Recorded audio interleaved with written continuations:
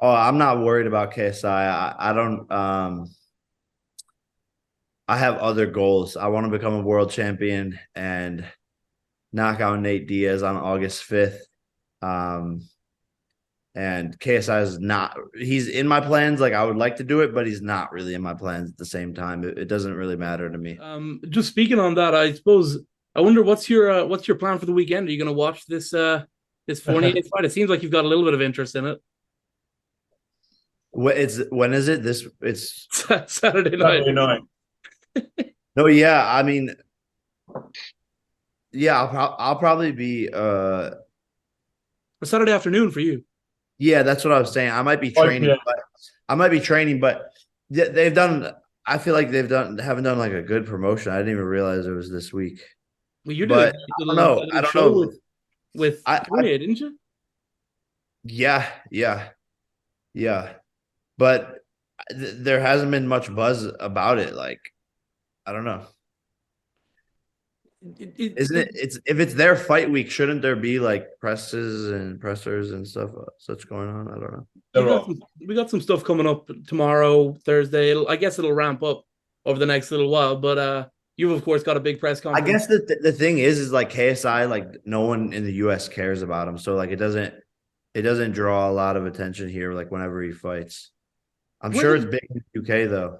where's he like on your radar? Like how much did because I would have thought that if you beat Tommy, the plan was always Nate anyway, and it would have kind of opened up then your schedule a little bit more for possibly doing that KSI one. Did losing to Tommy kind of change your perspective in that sense? Like maybe I'll just leave that one off.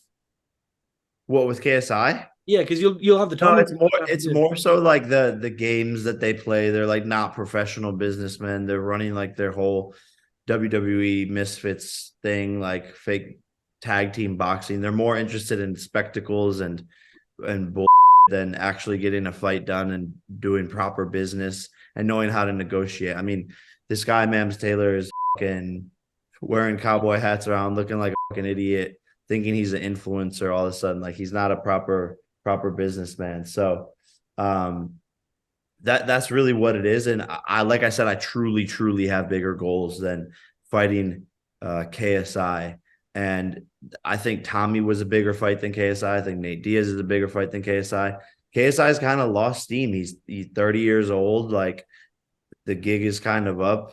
He's big in the UK, but really like in the US, there's really no notoriety at all. He doesn't have any credibility. So the influencer world would like the fight for sure. I want to make it happen. I would love knocking him out. But at the end of the day, like I said, there's way bigger opportunities. There's huge discussions going on behind the scenes in my life of way bigger, more legitimate fighters. And if he's not going to do professional business, then I'm just gonna sweep him under the rug because he needs me for his legacy. I don't need him at all. So and you've seen him say it. I'm his end goal. And KSI, thank you, bro. I think it's so sweet that I'm your dream. Do you miss the influencer world at all? Like I know that your life seems infinitely less stressful than it was when you were like at like the peak of your YouTube powers, like 2017, 2018. Yeah, no, I guess I still kind of am in it, but kind of not. So I kind of get the best of both worlds a bit. There are some fun parts to it, but it is this like weird world. So it's cool. It's cool, man. I get to dabble in it, but then I can remove myself if need be. I see it as both, but I think definitely it is on the WWE side of things. And it's definitely a separate thing than the boxing purists should be interested in. But I do see how it has entertainment value.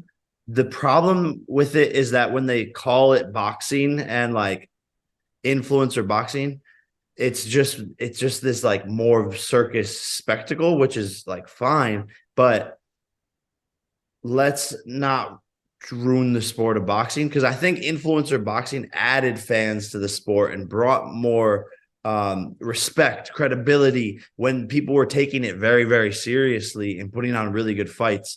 Now they're doing tag teams, and it's all these different weight classes. They're only fighting like 2 or 3 rounds. Like, that's not a sport. Go in there, fight 6 rounds, and do a proper training camp, get good, and respect the sport. So I see how it can bring more fans, but I just don't want it to turn into this like WWE thing. And it's nothing against the WWE. I love the WWE, but in terms of boxing, it's just different. Like, Could we get a prediction for Saturday night? KSI versus Joe Fournier? I honestly have no idea what's gonna happen. Like, I think Joe is like old, and it hasn't he's had a padded record. He hasn't fought anyone good.